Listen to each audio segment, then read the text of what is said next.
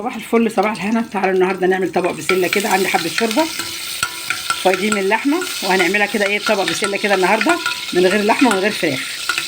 دي حته دوشه كده، حته سمنه بلدي نزلنا كده عليها، بصلايه كده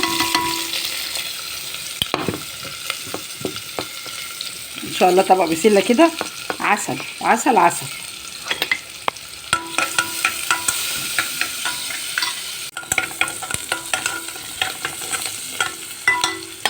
شوحناها كده بقى، هننزل عليها كده بقى ايه بالبسله.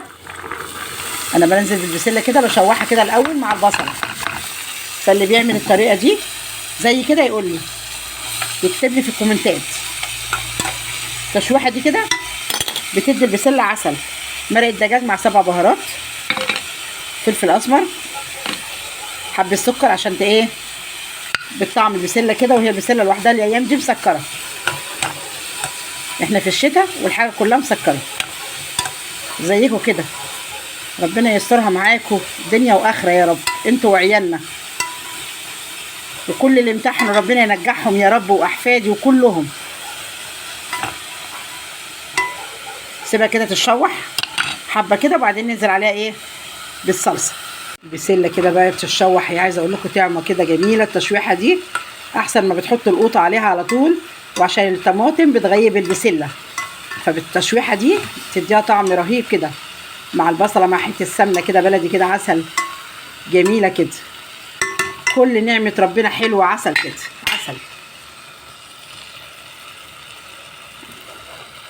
هننزل بقى بالطماطم.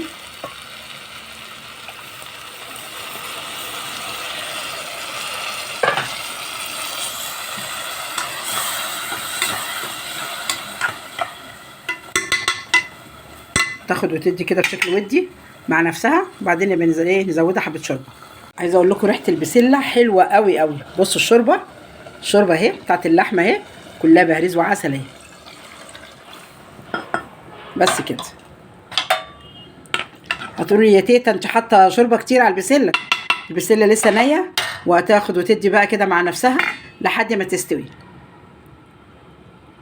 ادي البسله بتاعتنا العسل اهي. اللهم صل على النبي، والله عسل عسل. مش لازم يكون في قلبها لحمه عسل، كنا عملنا اللحمه وخلصت خلاص. عسل. عملنا شويه رز بشعريه، معلش ما جبتلكوش عشان الموبايل فصل وانا بعمل الرز، وشويه سلطه. اكل عسل اهوت وجميل وزي الفل. عسلات كده وامارات زيكم،